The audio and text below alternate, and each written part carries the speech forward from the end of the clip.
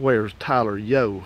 Well, I know it's exceedingly easy to mistake me for Robert DIY, but I'm not in Little Rock, I'm not in Nashville, I'm not in St. Louis, I'm not in Yucca Valley, I'm not in anywhere else. I'm in Montgomery at Pull Apart looking for Dodge parts.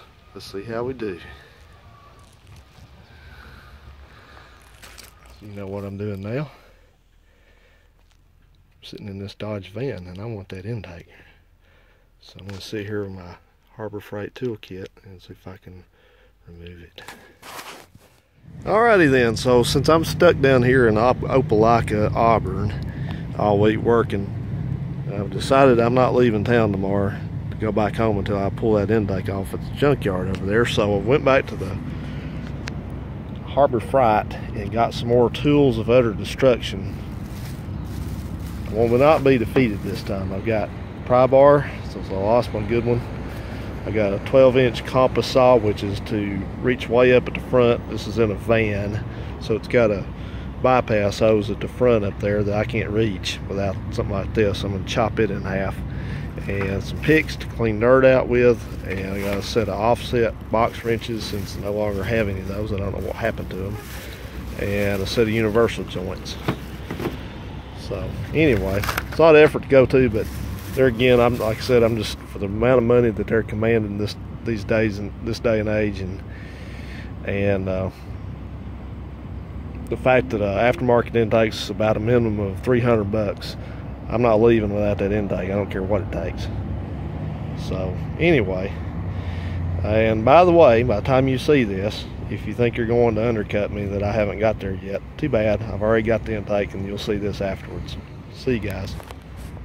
Well, another day here at this junkyard before I head out of town for home, and I think we're about ready for liftoff on this intake. I was just got it by the hair of my chinny chin because it's taking the bolts out, and most of them, of course, the ones that were easy to get to back here were 9/16, but these that were hidden over here, you know, down in the valley and up there at that one,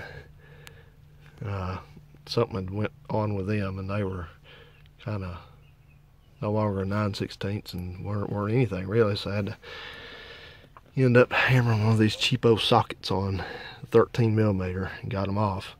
So I've cut the hoses up there, and these things are normally, I think they're supposed to drain the antifreeze out of these, but boy, they didn't drain this one, because I mean, when I started cutting these hoses today and the other day especially, man, it just threw a torrent of coolant out on the ground. Oh well. But anyway, it's kind of sad, because this is probably a good 360 engine, 4-barrel 360 engine, but it's in one of these big RV things, 81 Dodge RV, mini RV thing, and it's not that bad, but of course it's not good enough for anything any modern person wants, right?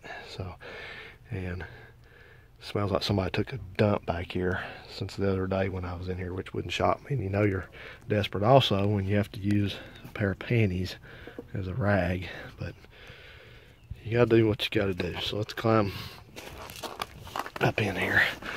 Had to be kind of careful because we've got a couple no tools walking around out here. Yeah, out there looking.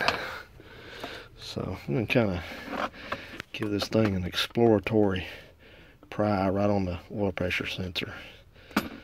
Maybe not. How about that thing? Get my angle here where I can get to.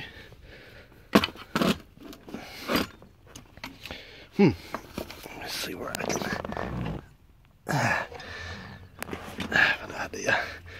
I don't need that EGR valve, so I'll be taking that off anyway. Or breaking it off one or the other. This isn't gonna be a one-hander, I can tell you that now.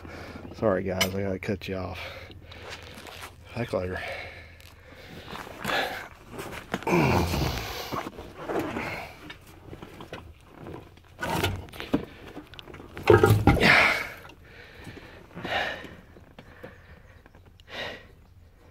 Engine looks nice.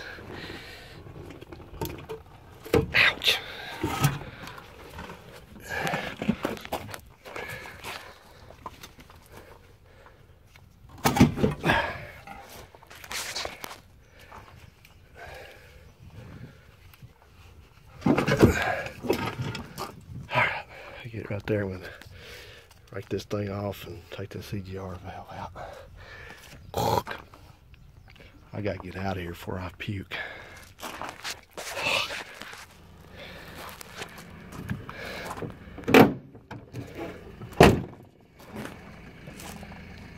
Bill, Joyce, it's the end of the road.